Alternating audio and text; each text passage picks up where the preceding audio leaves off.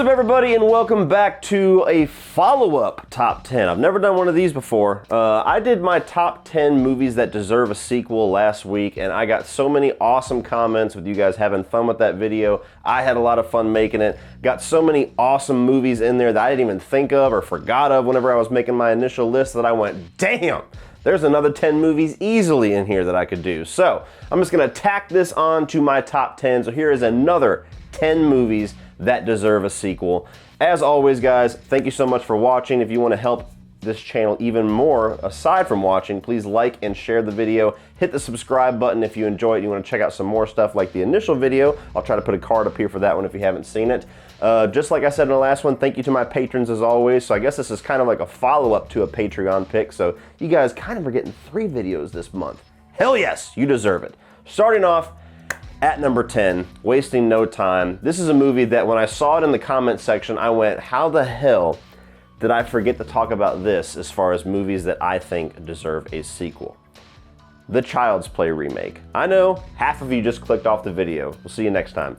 But the Child's Play remake from last year was a movie that I had a lot of faith in. Throughout the entire production, I was getting a lot of comments from people that were skeptical, people that were pissed off about it, people that did not want this movie to exist, that were actually going as far as hoping that it failed for some kind of allegiance to the original franchise. Look, you're not going to find a bigger Chucky fan than me. I'm sorry. Go ahead and scour the earth. You're probably not going to find one. But Child's Play 2019 for me held on to what I love about Child's Play as a concept, while doing a lot of things different. I've said it numerous times. If you're going to remake a proven classic like the original Child's Play, if you're going to remake a beloved film that most people, especially fans, will not really see a whole lot of room to improve on, you might as well take the core concepts of what that movie was and go in a wild different direction with it and make it your own. And this is one of the few remakes that did that, in my opinion. Is it perfect? Hell no. There's a lot of things about it that could have been done better. One of the biggest ones is the design of Chucky himself, and that's one of the reasons why I think it deserves a sequel, because they got the story right, they got the characters right, they got Andy right, they got portions of Chucky right, the kills were awesome, the tone was great. All they really got to do is just improve the design of Chucky and move on from there, and we have a kick-ass Child's Play sequel. And even moving on past the design of the doll, one of the things that I personally, as a Child's Play and Chucky fanatic, thought that was a little bit off in the first movie was the character of Chucky. I understand they were going for something different, and I liked the approach that they took. It worked for me more than it didn't, but it felt like at the end of the movie, you were starting to get more of that traditional Chucky attitude, some of that more traditional Chucky personality in there. And again, just like the design of the doll itself, I feel like if they got a chance to do another one, they can turn the dials up a little bit, make them more like the Chucky we know and love while holding on to all these modern elements that they introduced in the first film. And I think there's a lot of potential to make an even better movie that will satisfy even more Child's Play fans and solidify this whole alter universe Child's Play franchise as something that is definitely worthy of being here. Number 9 is It Follows. Now, this is a movie that is very divisive. You have people that absolutely love it, think that it's great, think that it's a wonderful, modern horror film, and then you have people that absolutely despise it. So just like the Child's Play remake, another half of you just clicked off. I'll catch you on the next one. But It Follows, to me, was a really cool, interesting little take on a slasher film. Goes back to that old tried and true formula that they did in the 80s a lot, and starting to kind of do more in modern films to where they have this subtext that they want to talk about, this one being sexually transmitted diseases and things of that nature, and they bring it to life through this very horrific concept about this curse, where if you have sex with somebody that has the curse, suddenly this entity is just following you nonstop. You can move across the world, and it might take them forever because they're going to walk there, but eventually you will have something coming at you. And while on paper that might sound silly, in many of the sequences of this movie, it's actually chilling. You just look out the window and you see some old naked bitch coming at you, and you're like, oh fuck, run. Even more sequences like the big gigantic dude that just kind of comes through the door at her in like the second act of the movie. And it's a film that, while I'm satisfied with where it ends as far as like this little indie picture and kind of going for this concept and executing it really well in my opinion, it does leave off a lot of questions, like the origin of this curse, where it came from, how does it work, is there any way to stop it? They certainly proved that their ideas to stop it in the first film were fucking mute. So I think there's a lot of potential to do that concept again, maybe even a little bit more budget, bring back that awesome score, and dive into this curse a little bit more. So I would love to see a follow-up to It Follows. Number 8, I want another Kick-Ass movie. I was robbed of my Kick-Ass 3, god damn it. I really want the director of the first film to come back, if I can put a little asterisk in there, but I'm one of those people that I actually enjoyed Kick-Ass 2. What is it as good as Kick-Ass 1? No, not quite. It's about a star below it, but I think that it has a lot of the same enjoyment factor that I got from the first film. Obviously, the main characters are still a lot of fun here. I love Jim Carrey's addition to this, even though apparently Jim Carrey didn't love Jim Carrey's addition to this. And I think that it ends in a spot, much like the first film, to where it clearly wraps up its story, but it sets up a few dominoes to knock over in another movie. And I think that they could do that. I think that now that superhero shit is the craze, that is what floods the movie theaters most of the year. I think very easily they could get a decent, modest-sized little budget, get Aaron Taylor Johnson back in here, get Chloe Grace Moretz back in here. They're a little bit older, but just tell a story later on. I don't know where the stories go in the comics, because obviously this is an adaptation, so they might have to come up with their own story, but they can do that. We do that all the time in comic book movies. Give me a Kick-Ass 3, damn it. The people want it.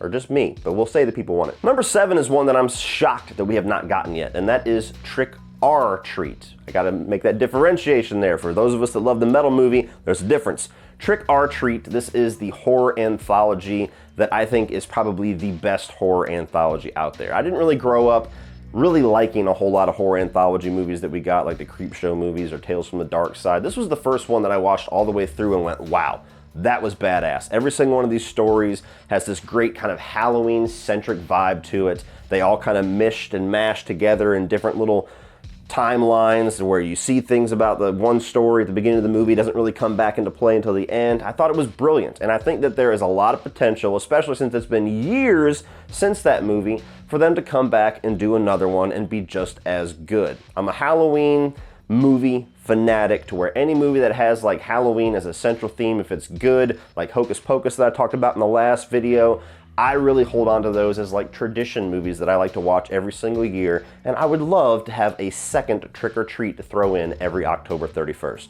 Number 6. Actually, I don't do it very well. I'll just do this. Christine 2. Now don't get me wrong. This could be either a sequel or a remake, and I would probably be equally satisfied with what I think they could do with the story, but it could almost be like Friday the 13th, where you don't really, people argue, is it a sequel, is it a remake, or is it, the Evil Dead one too, is that a remake, is it a sequel? Let's do that with Christine. Get John Carpenter to come back, do the score, maybe do a little bit of, executive producer work on it. I think you could very easily take the concept of Christine, about this nerdy kid that has this infatuation with this 50s car and restores it, starts to become this darker person, and kind of, in a way, if you're going more novel accurate, starts to kind of embody the 50s greaser style. And I think you could do that with modern times. I think you could have a 2020 teen, or 2024, whenever the hell this movie comes out, who is infatuated with this 50s car, and then that would almost stand out more than the original film, which takes place in the 70s, to where you have this dude kind of acting a little bit 50s, and it's not as odd where if you see a dude walking around with greaser shit in 2020, you're like, what the fuck's up with that guy? I think there's a lot of potential for that. Like I said, get John Carpenter back to do the score. Beyond that, the story has already been written for you. Just modernize it, make it a little bit more gory, get some modern effects in there. Definitely use that Plymouth Fury. Don't try to do it with some other form of car. No, fuck you, that's the only Christine. Give me my sequel or remake. Just give me more Christine. This is one that I did not initially think about, but I actually saw it twice in the comment section, and I went, you know what? Hell yes, I want that. Happy Gilmore. Give me another Happy Gilmore. Now don't get me wrong, Adam Sandler, back in his heyday, back in the 90s, early 2000s, he was the king of comedy to some of us, especially those of us 90s kids. He was like an event film every time he came out. There's a few characters that he has that you could probably easily do sequels with. This is just one of them. But I think that the concept of Happy Gilmore as this guy who's not very good at sports, or at least a sport that he thinks that he should be good at, who's got an anger problem, I think that that could actually be brought back into a sequel, to where maybe there's this new you know, pro tour with the PGA, and he kind of comes back as like this little celebrity thing to pass off the golden jacket to this new guy, and the new guy starts talking shit, kind of like Shooter McGavin. Maybe it's Shooter McGavin's son. I mean, that would work. It's an Adam Sandler movie, and you have him brought back in for one more tour to start kicking ass and throwing clubs and cussing at golf balls and all that good shit that I remember from that original film. Adam Sandler has not made a good comedy in a very long time, in my opinion. His dramatic work, I think, is very good, but that's still not what I love and hold dear about Adam Sandler movies. So if we can go back to some of the formulas that worked, some of the characters that work, and just bring that back and try to do one more, I think we'd have a success. So come on, Adam, enough with the Netflix bullshit. Go back and do another Happy Gilmore. That's your home. Are you too good for your home? Answer me! Number 4 is gonna be an animated film, which I don't feature very often, but I really loved Zootopia. This was actually my favorite animated film that year. If I'm not remembering incorrectly, I believe it won the Oscar for Best Animated Picture that year, and I have heard no rumblings whatsoever about a sequel to this, and it builds this whole world, this whole concept, and sets up awesome characters that would be great for an easy sequel. I mean, this is like printing money at this point for a Zootopia 2. I loved how this is one of those animated films that very much appeals to kids, but there's subtle adult humor in there. There's like references to Breaking Bad and shit, which that might be the reason it's on this list alone. You guys know how I feel about Breaking Bad. But I really loved these two characters, Judy Hopps and the fox. I forget his name. It's been years since I watched it. But I loved the concept. I loved how kind of dark it got with them basically trying to have genocide go on with these animals and turning animals against each other, making them feral. I think that having both of these characters now be cops as like a buddy cop film would be an easy formula to have for a Zootopia 2. Number 3 is The Accountant. This is Ben Affleck's answer to the Bourne franchise, and it was actually pretty damn good. I actually did a review for it, so the whole review is on my channel. It's one of my earlier reviews, so I'm a little rusty, but I really enjoyed this. I thought the action was great. I love Ben Affleck as an actor and as a director. I really like Gavin O'Connor as a director as well. Warrior is one of my probably top 10 films of all time. Love that fucking movie.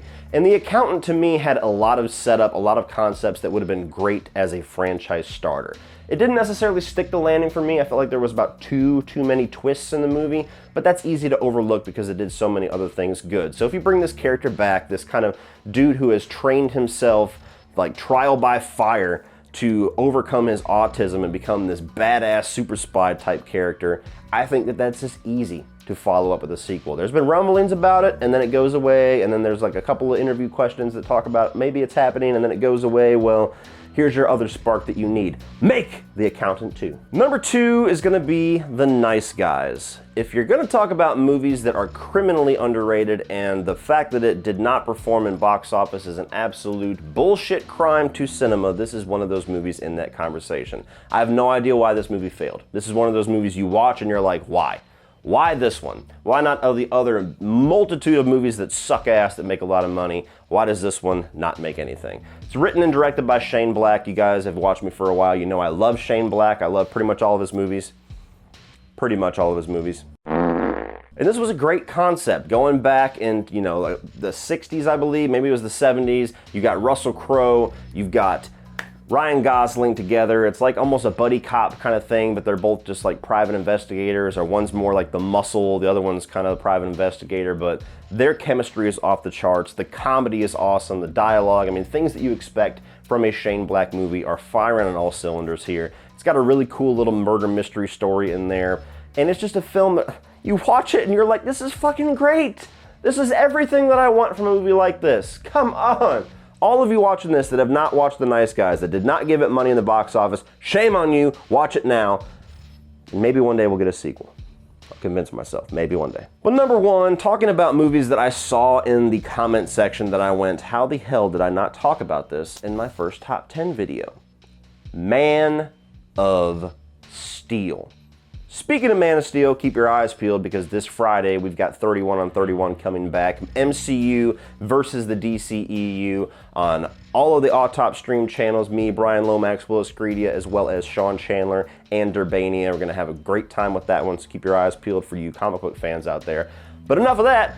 Talking specifically on Man of Steel, I am one of those people that think that Man of Steel is an absolute brilliant comic book movie. I think that most, if not all, of the common criticisms hailed at it confused the shit out of me. All of them. Pretty much every one that is like, what about this? I'm like, and? It's awesome. What's your problem? Man of Steel is the movie that made me a Superman fan. I was never a fan of the character, not as a kid, not when I used to read a little bit of comics here and there, not even when they had the cartoon. I've never seen any of the Christopher Reeve movies because I've never had the interest in watching them. And to this day, I still don't have a lot of interest. They seem like they're a little bit dated and cheesy for me, but maybe one day. That's gonna be the comment that gets fired off. What the fuck, you never seen those? Man of Steel made me a fan of the character because it was everything that I wanted from the story of Superman. I thought it was grounded, I thought it was realistic, I thought that it was modernized very well. The action is awesome. Zack Snyder is a very visual director and the visuals are great. Henry Cavill is awesome in the role as well as all the side characters. Zod is badass. The whole epic fight in Metropolis that everybody likes to cry about was epic as fuck to me. I think that that makes total sense when you got gods fighting the shit out of each other in human land. It's gonna be like when you're fist fighting somebody on the pavement and you're gonna suddenly worry about the ants down there. No, collateral damage happens. I think the movie kicks ass. I think it's a great start to a universe that quickly got rocky after that, but it's a movie that to this day, I have no idea why WB has not gotten the first foot forward on making a Man of Steel sequel. We should have gotten it before Batman v Superman. We damn sure should have got it before we got Justice League, but that's the story that we've all talked about a million times. Now is the time, goddammit. Henry Cavill, if they don't do it, Zack Snyder, when the Snyder Cut comes out and hopefully blows everybody's minds, you better do it, because I want a Man of Steel 2. Well, that's it, everybody. That is another 10 movies that need a sequel. What do you think? Do you like these ideas? Do you prefer this list to my previous list? Is there still some obvious movies that need sequels that I have not covered on either of these two top 10s? Let me know down in the comment section below and we will talk about it. Thank you guys for watching. Like I said before, like and share and hit that subscribe button to help this channel out and so you can see all of my other ranking videos and reviews and all that other juicy shit that I know you will enjoy. And as always, remember, opinions are like assholes, but that doesn't mean that you have to be.